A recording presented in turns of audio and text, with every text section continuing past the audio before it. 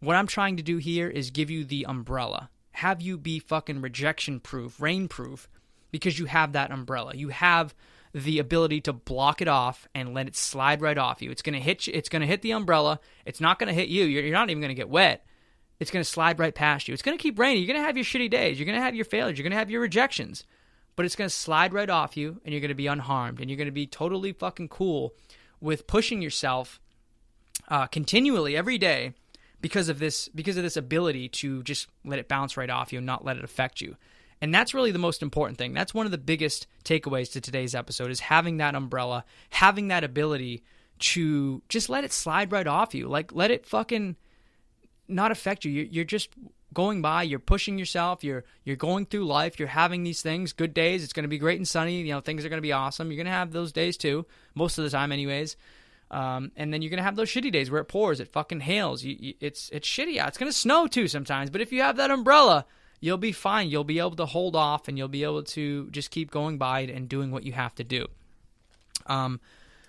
I want to take a quick second we're going to get back to this in a moment, and I'm going to tell you that story too, which I mentioned in a moment ago, my last real failure story that I want to share with you. This is a pretty good one. But before you do that, I do want to mention, if you haven't signed up for the Elite Man newsletter yet, go to elitemanmagazine.com/newsletter and get sign yourself up for it right now. Get all of our best podcast information, sneak peeks into upcoming episodes, behind-the-scenes content, special offers, and exclusive Elite Man updates you won't find anywhere else. I'm telling you, if you're not on our newsletter yet, you are absolutely missing out. So make sure you go to elitemanmagazine.com/newsletter and become a true member of the Elite Man community. And I am going to be a lot more active in the newsletter in the upcoming months and going forward. But as it stands right now, I do drop one broadcast out every week, so you get one newsletter from me every week.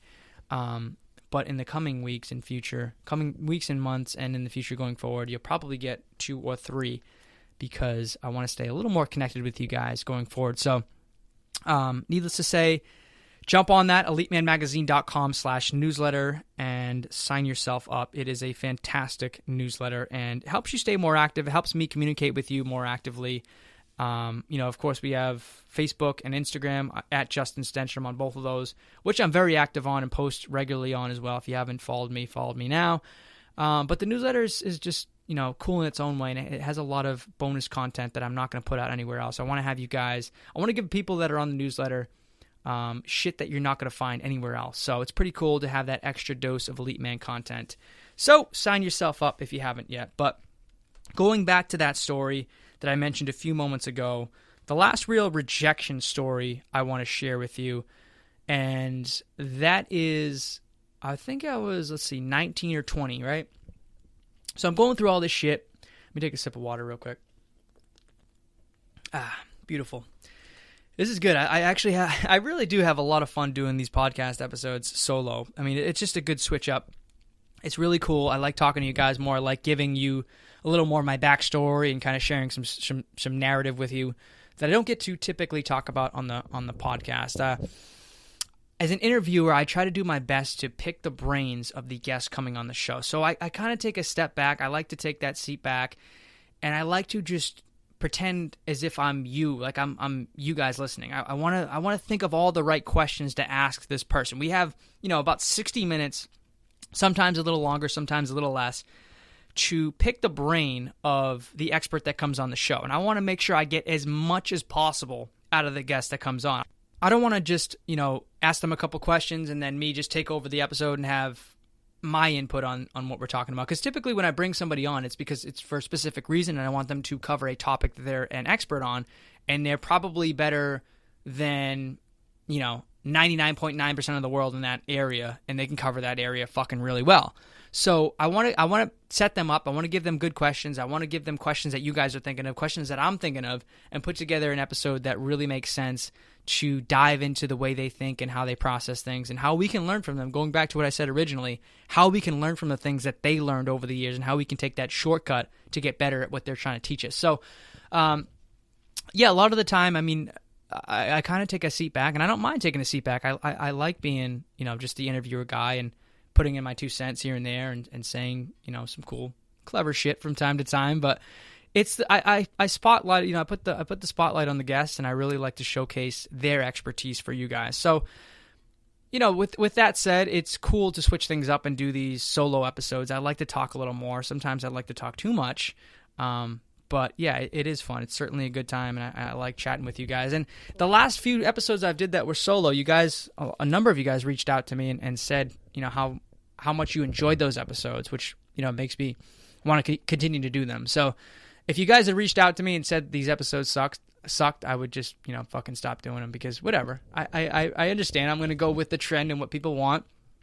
But as it turns out, you guys said you liked them. And I'm going to continue to do them periodically. They're fun. So if you don't like them, shoot me a message. If you do like them, shoot me a message too, because I want to hear your feedback on what you like and what you don't like, and maybe what I can improve. But anyways, going back to the failure rejection story. I think I was actually about 19, 20, going to a motorcycle course. It was me, my best friend, and my brother. And I had never... So I have my motorcycle license. I've had it now, I guess, for 7 or 8 years. And I'm a really good rider, actually. I'm very careful, very cautious. But I go pretty fast. I like to kind of, go fast. It's a motorcycle. They're quick.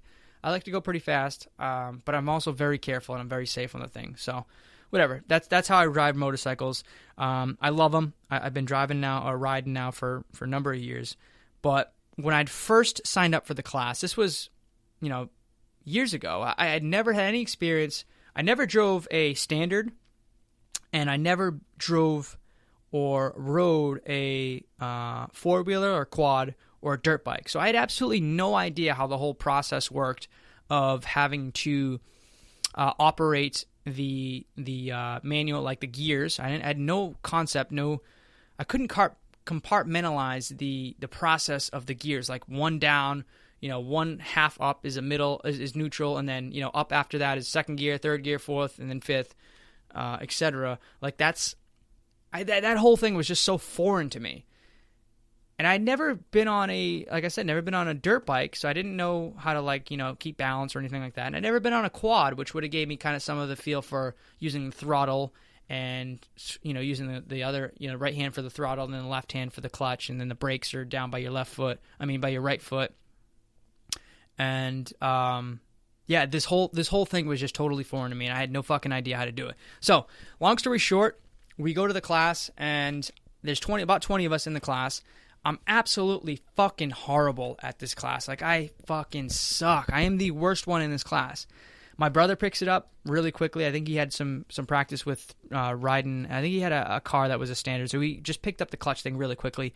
My best friend at the time had been on dirt bikes and quads and stuff his whole life, so, it was he was the best one in the class, actually. He picked it right up. This class was actually 2 days long, 2 full days. It was probably from 8 in the morning to, say, 5 at night for 2 days. It was Saturday and a Sunday. Saturday, we're in... The first maybe hour or so was in a classroom setting, just learning dumb shit and where everything is on the bike and just stuff like that, like classroom work.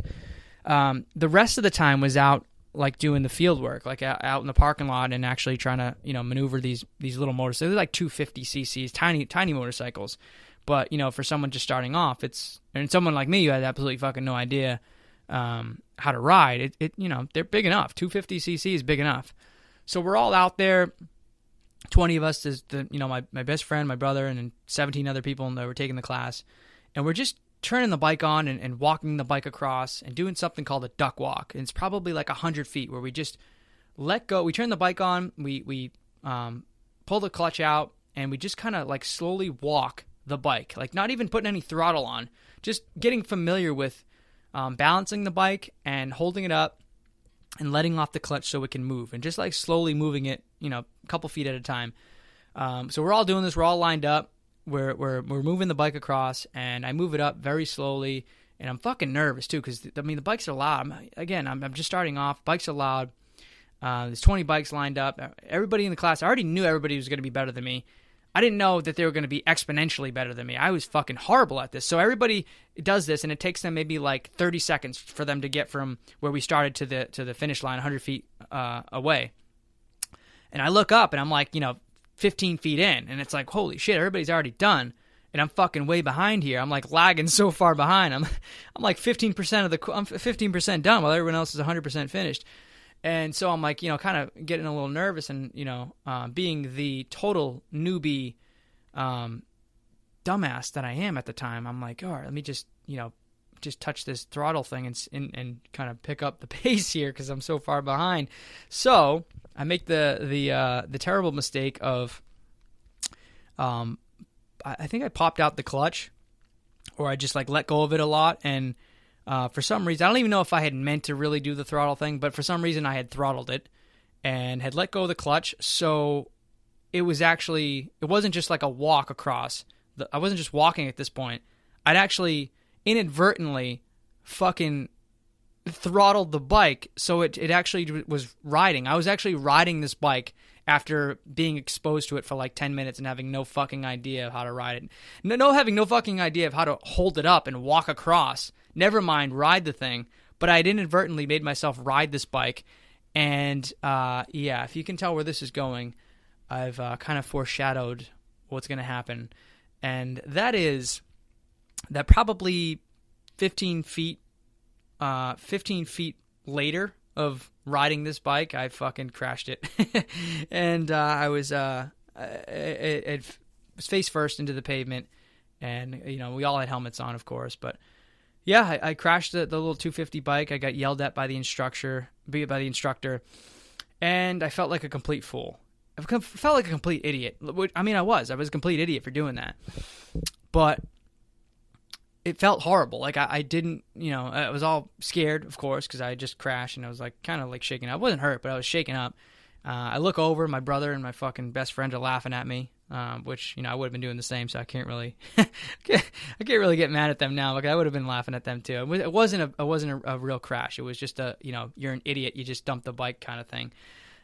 But that was it. Like so. That was at the beginning of the class. The instructor pulled me aside. He yelled at me at first, he pulled me aside, and he kind of made me go even slower than everybody else. So I basically I did everything like half speed from that point forward. Everybody else was doing their own thing, and they were learning shit, and they were doing it good, and they were picking it up. I didn't pick up really that much because I was like so shaken up after that point, but I still went through everything that they did. I just did it like on a juvenile level, like on a very slow, fucking tedious, like, you're not going to pass this course, but we're going to kind of make you still go through the motions level. Because you take a test. The thing is, you take the test on the second day, on the Sunday. At the end of the day, you take like this little course, and you got like 20 points or whatever. And I forget what the thing is. You either have to get a 20 score, or you have to get a 1 score. I forget how they do it. You might have to get, the lower the score, the better. Like every time you mess up, you might get a point or something. If you get like 20 points, you fail. So whatever it is, it's something like that. You got to take the test the next day after the 2 instruction days. I was fucking certain I was going to fail. Everybody in that class was certain I was going to fail. My brother, my best friend, they were certain I was going to fail. I was fucking pissed because it was like a $300 course, and I just wasted $300. But I went home that day, after like 5 o'clock or whatever, whenever the first day ended. I went home that day and decided that I wasn't going to just fucking sit back and let myself fail. I wasn't going to just give in and give up and say, I'll try this again maybe in a few months when I get a little more confident, or when I get sick of seeing my brother and my best friend ride around on their motorcycles, and I have fucking nothing to do while they're out riding and having fun for the next few months, then maybe I'll go back in and sign up for the class. I didn't want to do that. I didn't want to fucking just give in and give up right then and there. So when I went home that day, I actually remember immediately, like I had a snack, maybe a bite of a sandwich or something. I had like a quick bite of food because we had been there all day and hadn't eaten a thing. I'd had a quick bite of food, and then immediately pulled open my laptop and sat down for like the next 7 hours straight and just researched everything I possibly could about motorcycles, about riding motorcycles, about getting familiar with motorcycles, about knowing all the parts to a motorcycle, about using the clutch, about using the brakes, about using the throttle, about how beginner riders can learn, like the best way to learn it, and how new people who haven't been familiar with using a clutch can use that. Everything you could possibly think of regarding motorcycles and riding and getting used to riding and becoming a good rider for a new rider who hasn't ridden